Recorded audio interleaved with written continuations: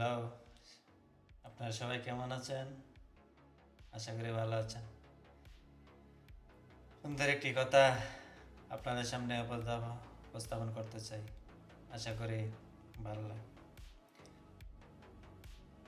মা ও বাবার কাছ থেকে কান্না করে আগে 5 টাকা 10 টাকা নিয়ে যে মনে কত শান্তি পেতাম, কত আনন্দ লাগতো।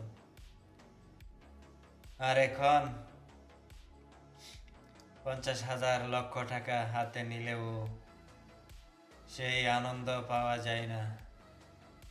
সময় আজ কত বদলে গেল, কত যে পাল্টে গেল, এটাই কিন্তু আজকালে কমন।